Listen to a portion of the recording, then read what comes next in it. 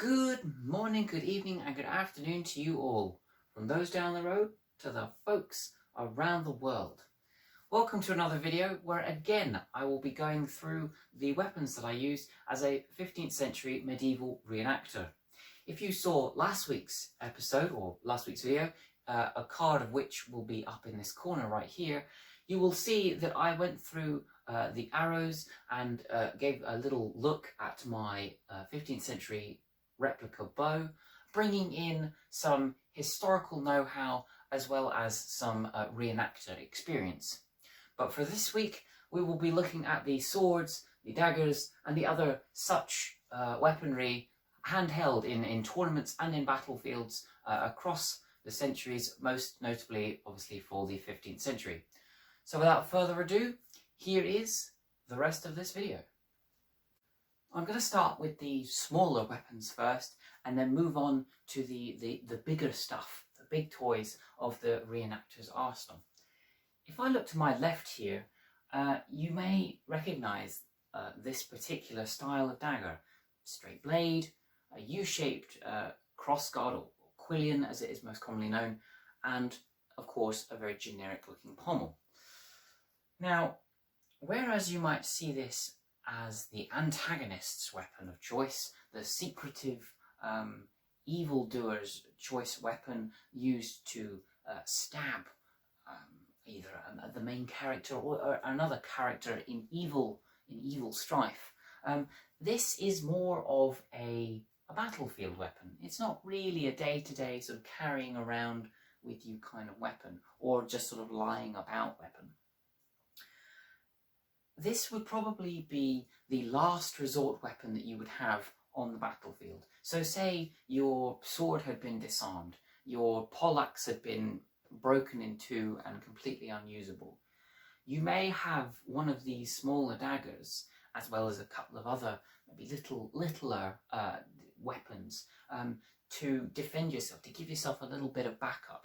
Because knights weren't just, I have one weapon, that's it, and if it's gone, I'm dead. There was a whole range of things that you could use. So you'd probably have maybe a sword, you'd maybe have also a poleaxe on you, and perhaps maybe in some circumstances might even have a small dagger to use. But if you were a sort of lower class soldier or men-at-arms, you might use this in conjunction with your buckler. Now, if you remember back from my cleaning armour video a couple of months ago, I had one of these bucklers, and what they do is it's just a plate of metal, a slightly bulging plate of metal that covers the back of your hand as well as a little bit of the forearm. And as I mentioned back in that video, it is used for sort of swiping away and maybe even as a sort of a hitting, punching sort of weapon. For sort of protective purposes, it's not that effective. It is very small, but for, swiping away things and for hitting, it's very good. Now, perhaps you might find yourself with a buckler and a dagger like this. So what you could do is you could be in the thick of battle, you have your single-handed sword, and perhaps you may go to swipe your attacker's attack and then potentially go for the thrust or even, hit them. So this is a versatile weapon that you could be used, but not, as I said, a day-to-day weapon. Now that is where this comes in. Now, as you can see, I've been touching this blade for, well, nigh on 3 minutes, and you will notice that they're blunt, basically, and that's because obviously health and safety reasons. For reenactors, you don't want to actually hurt people and you don't want to actually cut people. Although getting hit by any one of these weapons is somewhat painful, it's just that less risk and that less danger knowing that they are blunt. But in terms of sort of swords and daggers and weapons of the 15th century, they would be more sharpened towards the tip than necessarily the bottom. And I will get on to why in due course. But as I said, moving on to the smaller sort of day-to-day dagger, This is actually a sharp weapon, so I'm actually going to be very careful with this. And I must warn people, don't ever play with knives like these or with any sort of weapons of any description in terms of reenactment or anything, because they can cut and they can be very dangerous. But when we're looking at this weapon right here, you can see that the blade is actually sort of a triangular shape. Now, if you try to punch a hole into a piece of paper, you'll obviously notice that the tip goes through and then the hole gets bigger as you put the pencil through. This is very much the same sort of thing. There's a very small tip at the top and then it slowly gets bigger. And that's very much for the purposes of thrusting and stabbing. Now this is more of a decorative weapon. You know, you can obviously use these are sharp, but they're more of a decorative weapon. And if you were to find yourself in a bit of a predicament, you could use these in any which way to either stab or to sort of try and disarm people or take people off balance. These aren't a cut and slash sort of weapons. These are very much thrusting weapons. There are whole what is called HEMA, which is Historical European Martial Arts handbooks, that describe the various techniques that you can have or you can use using either one of these daggers or any one of the swords and weapons that I have today. Now, one of these daggers is called a rondel or a rondelle, however you want to describe it. And yes, as I said, it's a very thrusting weapon, and they're quite nice. They're quite versatile, but again, incredibly sharp, and they are incredibly sharp all the way through. Now, when you think of swords, you probably think of big gestural movements, big cuts and big slashes, maybe seen in choreographed fight scenes in TV or film. But like with the daggers, these swords are incredibly versatile. You can do a lot with them. They're not just for, you know, randomly hitting things. The manuals, the handbooks, the HEMA tactics that you can use that are made by lots of different masters from all across Europe show different techniques in which to attack, defend, counterattack, put off balance, and disarm your opponents. Just generally take them down or take them on. Two of which myself and my group use are the Italian Fiore and the German Talhofer.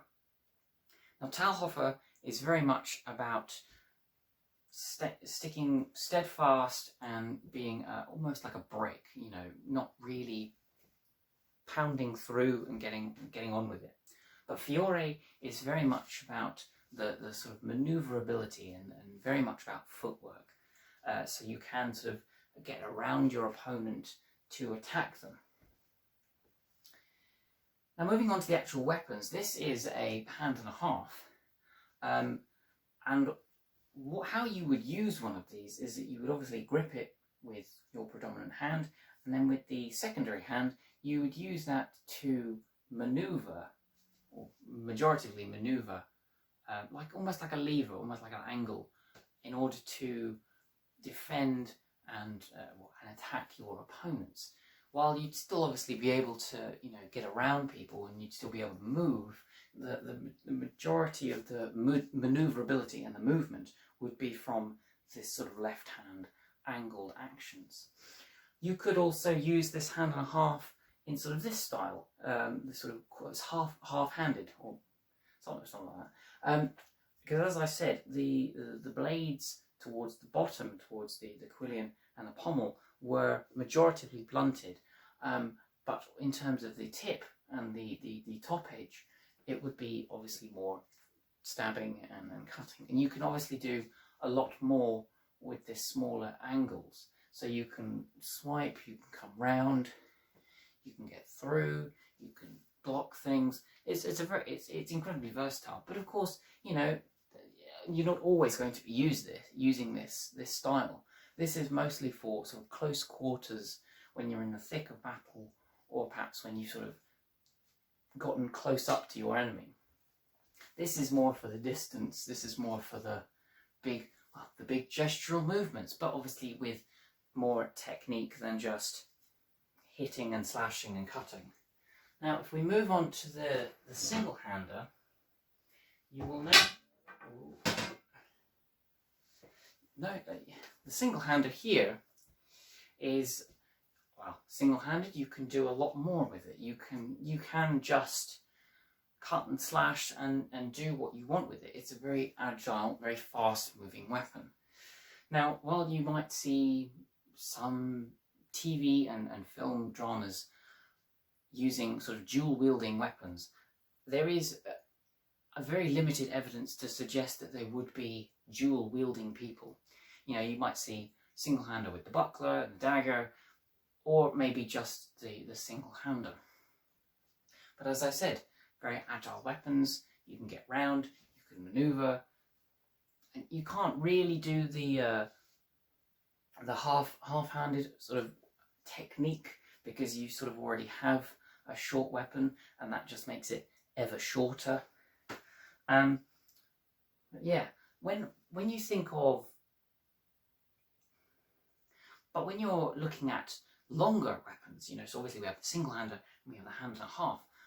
Double-handers, which are incredibly rare weapons to be used, were used for sort of big swiping motions to take away or to get rid of spears or bills, as they would be called, and sort of as to progress forward. So you'd use it to swipe away the spears and bills, maybe even break a few, and then push forward. So that's the swords anyway. Now here is the most sort of famous object of the English knight's arsenal, and this is the poleaxe, and it is basically the Swiss Army knife of medieval weapons. So obviously you have the axe, you have the meat cleaver end here, the slightly tipped end, and then on the back, on the bottom of the pole, you have this spear end. Obviously they are all blunted for reenactment purposes and safety purposes. Now, how you would construct one of these, as you can see, you would have the initial sort of poleaxe end, maybe forged, and you would attach it to a rounded or slightly squared pole, and then you'd attach not necessarily a spearhead, but a similarly styled tipped point at the bottom. You can see from these marks that this has gone through a lot of use, and you can see that this top end, or this sort of spear end, has had a lot more hits and marks and dinks than, say, this end up here. There are very few scuffs on this end. That is because the way you would use these weapons is you would very predominantly use them as a sort of almost like a spear. You would use them to sort of thrust and to swipe and generally try and knock your opponents, sort of either they were using a poleaxe or even their sword, trying to sort of block them down. And once you would have done that, or perhaps they would have swiped you away, you would be able to come in and use either the axe or the meat cleaver, and then should that fail, you then have the slight speared end at the top. Now, obviously this is probably the biggest and most malicious looking weapon that I myself use as a reenactor, and probably quite a lot of people use as a reenactor, because if we were to use as reenactors the warhammers or maces or these big bulky weapons, they're very unsafe. Now, we realise that is the whole point of a weapon. You know, the whole point of a weapon is to basically kill your opponent in malicious fashion. And maces and perhaps hammers and other sort of big weapons can just break the armour and also break you. And obviously we're just trying to sort of entertain the public and demonstrate what a battle would look like, or what a tournament would look like. So we don't actually want to hurt people. Now, some reenactors, you know, can get a little bit boisterous and can have this adrenaline rush. I know, you know, a lot of people I know, and myself included, have had this sort of adrenaline buzz of actually getting in and stuck in. But, you know, there has to be that certain amount of restraint when it comes to these weapons, because, as I said, they can be incredibly painful, even though they are blunted. And using something as big as a mace or a hammer or an axe would just further this potential risk of actually hurting somebody and actually doing people injury. There are obviously accidents that do happen, and they are unfortunate, and I have been or I say I've been witness, but I have known a few people having broken fingers, or maybe being sort of cut slightly in the eye. I myself was smacked in the face. I had a helmet on as well, smacked in the face, and it sort of cut my lip. So there does have to be a certain amount of restraint and a certain amount of risk assessment involved when demonstrating these weapons, you know, because we are there just for entertainment purposes. One of the weapons I didn't mention, however, is the spear, which, you know, the spears from Greek and Roman battles and armies were very much sort of one-handed thrusting and swiping weapons. But with medieval spears, it's very much a double-handed weapon, very much for thrusting, as with any spear would be. And you would often find that there would be entire groups, entire regiments per se, or entire blocks of people with spears, and they would sort of march forward. It's not just my weapon of choice is spear. It is going to be the whole length or the whole block of people. Knights wouldn't have spears. Spears are more for, again, lowly men-at-arms who might not even be able to afford a sword or proper armour themselves, so they would be sort of resorted to the spear. Again, they are wooden poles, and like with wooden poles, they get broken. And if you have big sort of crashing movements from either poleaxes or double-handers or any sort of weapon to try and sweep away spears, you're going to find breakages. Now, this poleaxe has broken a couple of times before, and we've had to repair it. The amount of times that a couple of people in my group have used spears and joined other groups to form the block, and then they've been broken, are numerous and countless, to the point now where we don't actually have any spears left because they just keep breaking and we can't be bothered to keep sort of fixing them anymore. So, you know, as I said, they're incredibly good weapons for, you know, length, and if you have a whole range of them, a whole block of them, they can do a considerable amount of damage. But in terms of sort of breakages and the risk of that, they're quite numerous. Yeah. And there you have it. That is the weapons that I use as a reenactor. Some sort of short descriptions and short basis of how we use them and how people in the 15th century would have used them as well. It's all sort of the same and relative. You know, the HEMA manuals are up for debate and how to interpret them. But I hope that you have enjoyed this video, and I hope you may consider watching my other video on the bows that I use, and also me cleaning armour, as well as the plethora of other videos that I have produced over the past 6 months. You know, because we are sort of at that 6-month anniversary today, in fact. And I am incredibly grateful for everybody who has watched, and I hope that you continue watching. I hope that you subscribe and you like this video. Make a comment on anything that I might be sort of wrong about, or perhaps maybe something I might have missed, or maybe even sort of your experiences. Perhaps you're a reenactor, or maybe you're an academic who sort of studied this sort of thing. Please do put your thoughts and feelings below. I hope that you are keeping up with my summer series, my 5-minute short videos on odd days that I feel like doing them. At the moment, I've been building a workshop in the garden. I hope to be going out with a few friends of mine over the next few days, and maybe into the next few weeks. This ends in September, So there are plenty of videos left to come out for the summer series, as well as these Wednesday weekly videos. So, without further ado, I'm going to leave it here, and I will see you next week for another video. See you later.